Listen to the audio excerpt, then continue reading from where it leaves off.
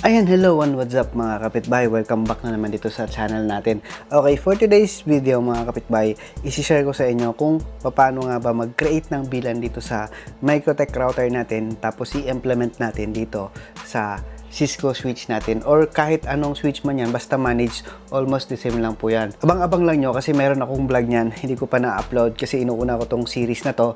Ayan, ang gagawin natin ngayon is mag-create tayo dito ng VLAN gamit yung manage switch na to. Okay, next vlog natin, ang gagawin natin, mag-create tayo dito ng VLAN. Actually, ang daming nagbablog nito madali lang sundan Mag-create tayo dito ng VLAN na wala tayong managed switch. Meron tayo ditong unmanaged switch. Ito yung gagamitin natin pang testing or di kaya yung ito para malaman nyo kung gumagana nga ba or kung pwede nga ba mag-create ng office network or yung home network kahit wala kang managed switch na makapag-inter-VLAN routing ka. So, tititingnan natin, isi-share ko sa inyo kung pwede po yun. Pero sa ngayon, ang vlog natin for today is mag-create tayo dito ng VLAN tapos i-implement natin dito sa Cisco natin. So, dito sa Cisco ko, ito yung VLAN 1 which is yung default VLAN ko, yung native VLAN ko. Tapos itong 15 to 18, ito yung VLAN 10 ko. Tapos yung 19 to 22, ito yung aking VLAN 20 which is yung IT department saka HR department. Ayan, almost the same lang po yan kahit anong switch po yan, mapa-TP-Link or D-Link man, almost the same lang po yung kanyang proseso. Ang nagkaiba lang is Cisco to. Eto, na-create ko na to. Kung hindi nyo alam kung paano mag-create ng Cisco, medyo malalim na aralan po kasi yung Cisco certification or may mga basic configuration yung Cisco, or panoorin nyo dun sa video ko kasi na-implement ko na rin to dati from the scratch gamit naman yung pfSense natin. Okay, so sa ngayon ang gagamitin naman natin is Microtech router. Mag-create tayo ng inter-VLAN routing gamit yung router on a stick, gamit yung Microtech router, tapos dito sa ating Cisco switch. Tapos iti-testing natin kung gumagana nga ba. Alright? So let's go. Pupunta tayo dun sa PC natin. Ipapakita ko sa inyo kung paano mag-create ng VLAN. Almost the same lang po yan ng dito sa pfSense. Ang gagawin natin is mag-create tayo ng VLAN which is naka sub-interface dito sa pinaka-main interface natin, yung parang pfSense, yung pinaka-LAN natin. Almost the same lang po yung process nun. Magkaiba lang sila ng mukha. Alright? Let's go. I-basic configure natin to para gumana na yung VLAN natin dito, para mailagay na natin sa VLAN yung eto at saka to, tapos yung mga PPPoE client natin kasi sa ngayon running lang siya, nagbibigay lang siya ng internet, tapos wala nang ibang configuration. Let's go. Punta tayo dun sa PC natin. Alright, so ayan, nandito tayo sa PC natin. So yung last config natin, Okay, so ang gagawin natin ngayon, mag-create tayo ng VLAN. Ito yung pinaka main interface natin, which is yung Ether 3. Yan, kung makikita nyo dyan sa Microtech natin, mag-create tayo dito ng sub-interface gamit tong port na to. Alright, bago tayo mag-create, papakita ko muna sa inyo yung Cisco ko. Ito yung Cisco ko, show VLAN brief. Ayan, kanya mapapansin, VLAN 10, ayan. Tapos 15 to 18 yan yung VLAN 10 natin. Tapos VLAN 20 natin is yung admin department, yung 19 to 22 na port. Okay? Yan po yung ating VLAN. Tapos show interface trunk. Kalimutan ko na mag-Cisco. Ayan, kung yung papansin, yung gigabit natin, yung dulo, yung number 25 bata yun. Ayan, naka-on siya, tapos naka-trunk ko siya, tapos nasa native VLAN siya. Tapos yung allowed na mga VLAN is VLAN 1 to 4094. So VLAN allowed and active is management is 1, native, at saka 10, saka 20. Okay, so ready na yung Cisco natin, which is na-configure na kasi natin to. Connected to siya before sa pfSense natin. Yan, kaya hindi na natin babaguhin. Kaya pinapakita ko lang sa inyo na active yung VLAN natin. Okay, so let's go. Balik tayo dito sa ating Microtech. Mag-create na tayo ng VLAN. Punta ka lang dito. Punta ka lang interface. Tapos yan, kitang-kita mo naman dyan. VLAN. Tapos add ka lang. Tapos VLAN name. So lagyan natin HR. Tapos VLAN ID 10. Wala ka nang ibang babaguhin. Hayaan mo lang siya dyan. Tapos ito lang ang importanteng baguhin mo. Yung name at saka yung VLAN ID. At saka yung interface syempre. Kung saan mo siya ilalagay. Syempre, kikreate tayo ng sub-interface dito mismo sa LAN natin. Ayan. Right? So, i-apply mo lang, tapos i-okay mo lang. Ayan. Kapag pumunta ka sa interface, ayan, mapapansin mo, ayan, nandyan na siya. Mayroon na siyang tinatawag na VLAN sub-interface na running na. Ayan. So, ang gagawin natin, siyempre, lalagyan natin ng IP address yan. Punta ka lang dyan. Ayan. Tapos punta ka. Punta ka lang dito sa IP. Tapos ilalagay natin dito sa addresses. Ayan. Same process pa rin yan. Ay, wait lang. Bakit naka-full yan? IP, addresses. Uy, ba't naka-full ka? Ayan. Lagay natin. So, mag-create tayo ng IP dito sa VLAN natin na to. So, ilalagay natin. Ilalagay natin 172.16.60. Ano ba lagay natin? 1/24. Okay? Tapos, siyempre dito, click natin. Saan ba siya? Saan yung VLAN natin? Ayan, HR. So, comment, VLAN HR. Okay. So, ilagay natin dyan. Okay, apply. Tapos, okay. So, nandyan na po siya. Ang gagawin natin ngayon is, siyempre, gagawa natin yan ng DHCP server para pag may nag-connect dyan na device, mabibigyan siya ng IP. So, ganun lang din ang process. Close natin to. Balik ka lang sa IP, tapos punta ka dito sa DHCP server. Ayan. Pwede nyo papansin. Punta ka dyan. Punta ka dito, DHCP setup. Click mo lang yan. Ayan. Select mo lang yung HR. Ayan. Tapos next. Tapos ayan na yung range ng IP niya. Automatic na po yun. Napaka-basic. Tapos next. Tapos yan yung gateway. Next. Tapos syempre, ayan na.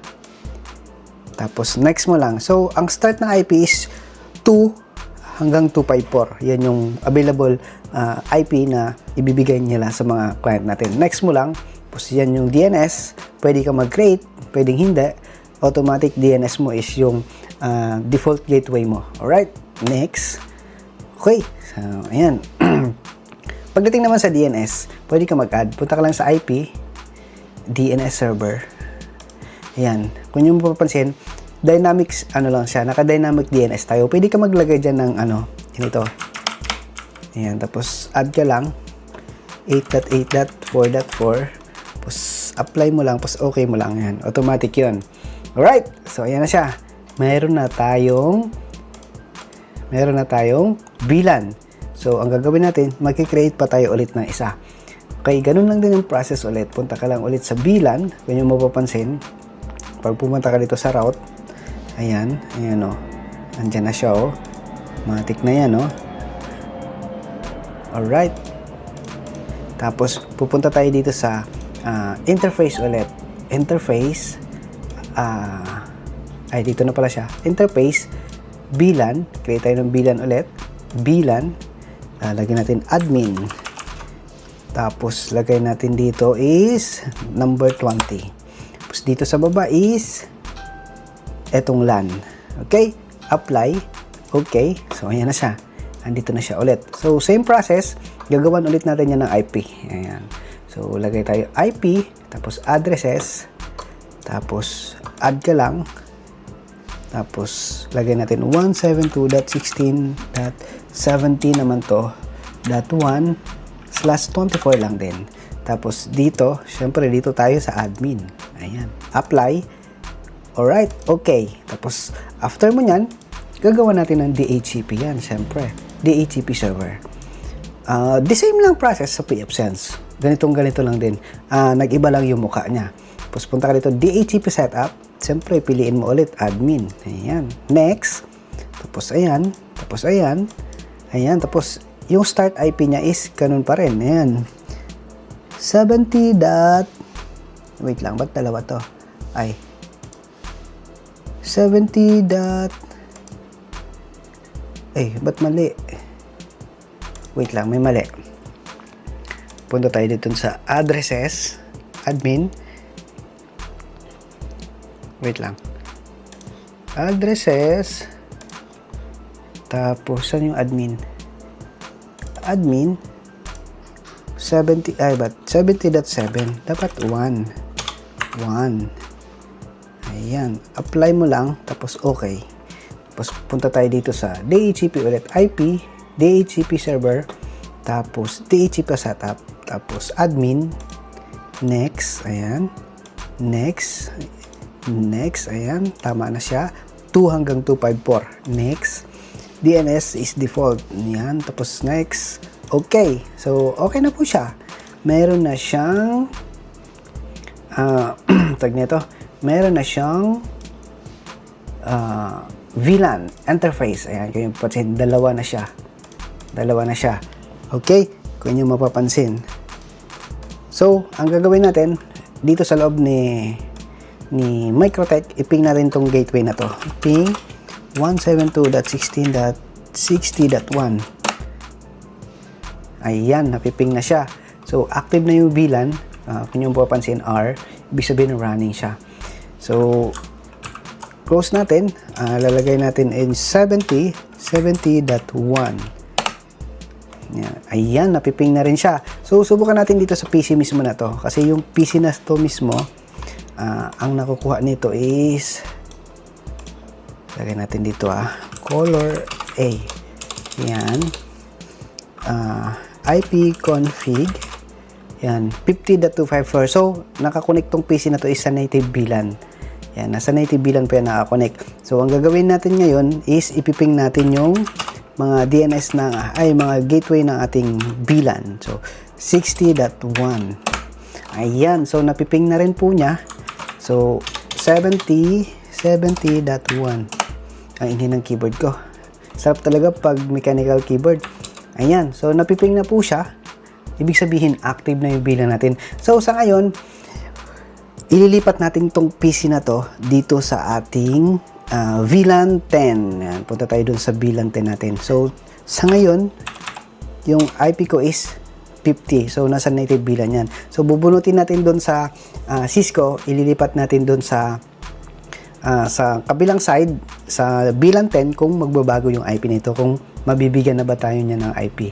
Alright, let's go. Lilipat natin siya. Ayan. So, ito po yung ating PC na yon. Ayan. Yan, dyan connected po. So, ito yung VLAN natin, VLAN 10, yung 15 to 18. Ay, lumalabo.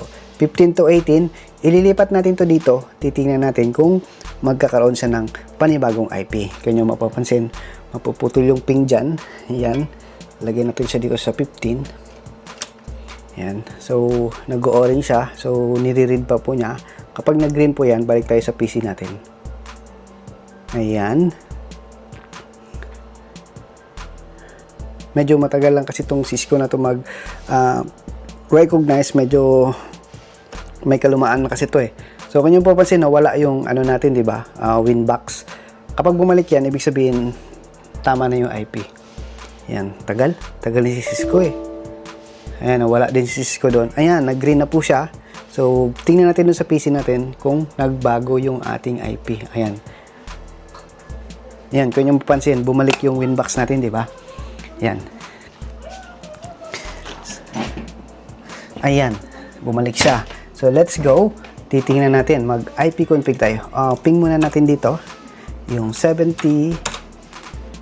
Ayan. Napiping din niya yung 70.1. So, subukan natin iping yung native 50.1. Alright, so napiping niya. Balik tayo dito sa PC mismo. So, tingnan natin kung ano yung nakuha niya IP. Dapat ang makukuha niyang IP is 60.something. So, IP config. Ayan, 60.254 na siya. Alright, so gumagana po siya. So, ping natin yung ibang gateway. 70.1. Ayan, napiping po niya. Ping natin yung native 50.1. Ayan, napiping po niya. Alright, so let's go. Ililipat naman natin siya ngayon dun dito, sa VLAN ng admin. Yan, admin VLAN. So sa ngayon, kung nyo mapapansin, yung traffic, ayan wala nang traffic dito sa LAN ko. Ay, may traffic pa pala kasi naka-sub interface yan. May traffic na rin siya dito sa VLAN ng HR na to. Ayan. Pag pumunta ka dito sa DHCP server, punta ka sa leases. Yan. Okay. So, ayan. 60.254, 50.254 yung kanina. So, dapat magkakaroon pa ulit niya ng isa ng 70.254 kapag nilipat natin yung port. Alright. So, let's go. ilipat natin yung port. Okay, so ayan na. Kung inyo mapapansin, nandito siya ngayon sa VLAN 10.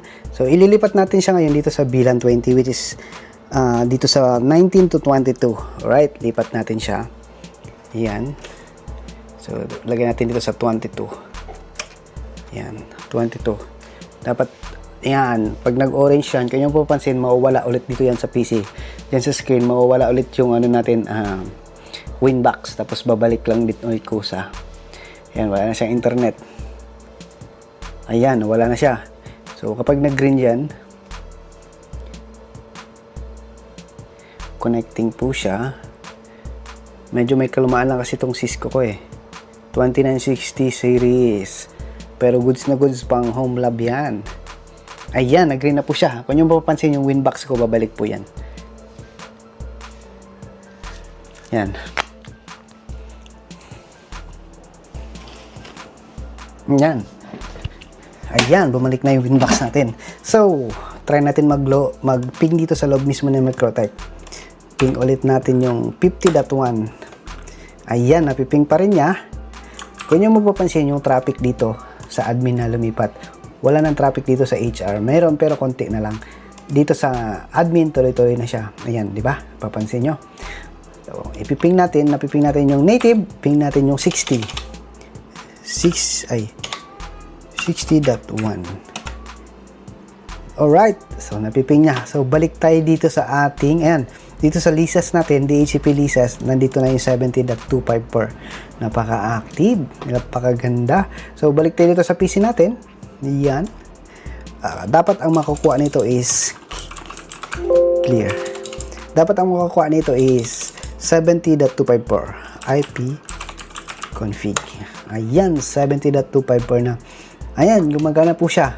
Kung nyo mapapansin, yung CPU usage niya is napakababa dahil nga wala pa tayong PPPoE na services na gumagana. So, kapag gagamitin mo tong Microtech na to as a router or firewall dun sa small medium office mo, pwede po mga kapitbahay. Kasi kapag nag-browse ka, ayan, kapag nag-browse ka, merong mga ibang model ng Microtech mo. Yan. May ibang Microtech na ayan. Sino ba yung mga hardware? Ayan. Mayroong Microtech model yan. Yung mga matataas na pwede pang internet routers, switches, na matataas na mga pang enterprise or mga malalaking company na. Pero kung gusto mo gamitin lang for the small medium office, pwede po to si Hex kasi napakamura. Kasi i-compare mo doon sa pfSense kasi si pfSense kasi hindi ko sila sinasabi na mas maganda, no? Meron silang features na maganda si Microtech, meron ding features si pfSense na maganda na wala si Microtech, parang ganon. Si Microtech kasi more in routing, then data management, saka PPPoE management, napakagaling po niya. Pagdating kasi si pfSense, parang UTM firewalls na siya. Si Microtech kasi parang basic na manual na basta hindi ko ma-explain, no? Pero napakaganda po ni Microtech. Marami din po gumagamit ng mga malalaking company, lalo na sikat po si Microtech sa India at saka sa mga Europe country. Ayan, sikat po yan si Microtech. Si pfSense kasi Asia, US, ganon, marami pong gumagamit, or UDM, Ubiquiti, mga ganon. Pero kung gusto mo na makamura ka na solid na router firewall, pwede mong gamitin si Microtech from start. Ayan, kung gusto mo na astig talaga, malakihan, pwede mong gamitin yung mga ganitong model niya. Ayan, yan, yung mga ganitong RB500, RN, tapos ito, diba? Ito yung ginagamit natin ngayon, router 7, version 7 na rin po yan. Ayan, o, version 7 na po lahat yan. Ayan, dami pong pwedeng gamitin ni Microtech. Ayan, o. Alright, so kung gusto mo, mura, kung yung mapapansin, si Microtech na RB, 100, ano ba to? $119. So, nasa 6,000 lang to. Eh, kapag bumili ka ng pfSense na Netgate na 5100 or 6100 is nasa 60,000. Mahigit $1,000. Diba? So, ito $119 lang. mas mura pa rin talaga yung Microtech, no? Solid. Ito, mas mahal, oh, $219. Pero, solid naman, no? 2.5 gig na siya. Ayan. Napakadami. Ito, magkano ba to? $299. So, may SSP Plus na rin siya. Yun. So, napakadami. Napakaganda ni Microtech kung gusto mong gamitin as a firewall pagdating sa office mo. Ayan. Kung gusto mo talaga matuto, mayroon mga training, no? Na pwede mong atinan about dito sa Microtech. Alright? So, napakaganda po nito. Ayan. So, yan. Yung next vlog natin is mag-create naman tayo ng VLAN na wala tayong manage switch, which is naka-unmanage lang tayo. So, ipapakita ko sa inyo kung pwede nga ba gamitin sa Microtech sa office. Kumari, wala ka pang pambili na manage switch. Medyo mahal kasi talaga bumili ng manage switch para gawing core switch. Kung pwede muna ba mag-inter-VLAN routing gamit sa Microtech kahit wala kang manage switch. Alright, so maraming salamat. Sana may natutunan na naman kayo for today's video. Kung nagustuhan nyo itong video, stay tuned. Don't forget to hit the subscribe, like, and share para masaya. Comment down below kung may mga katanungan kayo para pwede natin i-share. Alright? So, Microtech series. So, kung mayroon kayong katanungan about naman sa pfSense, comment down below. Sasagutin natin yan hanggat kaya. Alright? So, thank you so much. God bless and peace.